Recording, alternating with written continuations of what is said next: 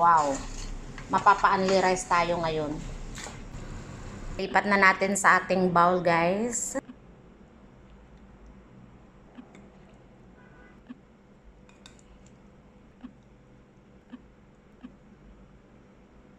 So, ayan na nga ang ating daing na escabeche. So, yummy. Hello everyone! So, nag-craving po ako ng daing sa refrigerator. Galing pa to sa Pinas. O, diba? So, lutuin natin yan. So, bago natin lulutuin yan is hinugasan ko muna siya para matanggal yung mga alikabok. So, ayan, nag-slice na rin ako ng bawang, ginger at saka sibuyas. Ito na rin po yung ating kamatis. 2 kamatis lang to pero malalaki siya. So, umpisa na natin magluto.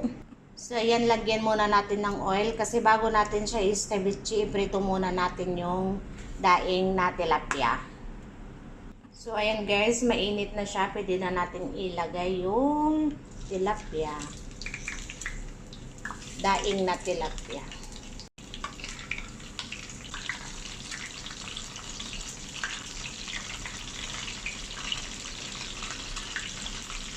Two, 4, 6, 7 lang muna yan guys. Kasi yan muna ang ating first batch. Kasi yan lang ang magkasya sa ating palayok. Pwede na natin baliktarin kasi pangit ito kapag naluto siya masyado or nasunog. Then mangangamoy rin ang ating buong kwarto.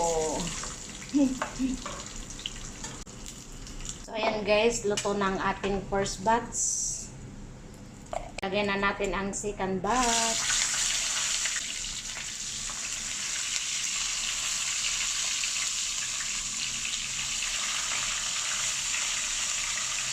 Sobrang init yung mantika kaya mabilis lang siyang maluto. Ulit-ulit lang natin na prituhin lahat hanggang maubos. Hanguin natin ulit guys ang pang second batch. So ayan guys, pang third batch na natin yan. Kaya tignan nyo ang buong kusina guys. Grabing usok na siya at nangangamoy na siya guys. Ito na lahat ang ating daing. So umpisa na natin magigisa ng mga bawang, sibuyas at ginger. Then kamatis para start na tayong magluto ng escabeche. So ayun nga guys, iniba ko yung lutuan ko.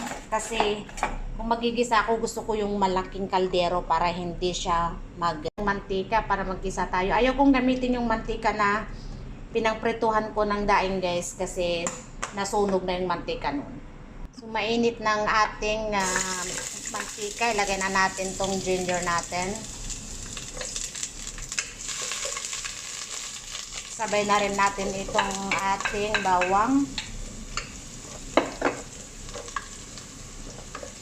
Lumalabas ng kanyang aroma guys. So, ilagay na natin yung sibuyas.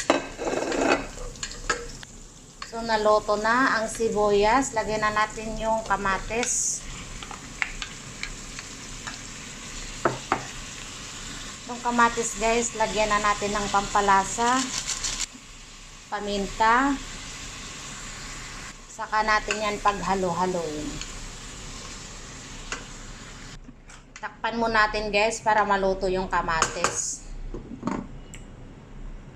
Check natin guys, parang naluto ng ating kamatis. So ayan, naluto na nga siya guys. Pwede na natin lagyan ng asukal. So ito yung asukal na ilagay natin. Lagay ko muna siya. Huwag ko munang dagdagan kasi i-check ko muna siya kung ano ang lasa, kung matamis na ba or maasim-asim pa. Okay na siya guys, hindi ko na dadagdagan ng asukal. So naluto ng ating kamatis guys, ilagay ko na itong siling pahaba. Wala tayong siling labuyo, kaya ito ang ilagay natin. So naluto na siya, pwede na natin ilagay itong ating main course na daing. So ihalo-halo lang natin hanggang lagyan lahat ng kamatis yung ating daing.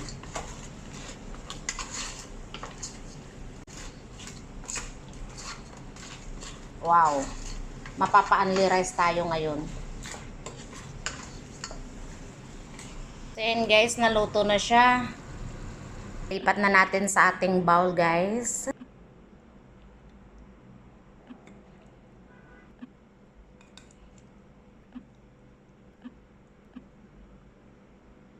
So, ayan na nga ang ating daing na iskabitsi. So, yummy and delicious. Maubos na naman ang isang kalderong kanin nito, guys. So, bago yon, ayan, nagluto ako ng brown rice. At least, kahit paano, mabilis lang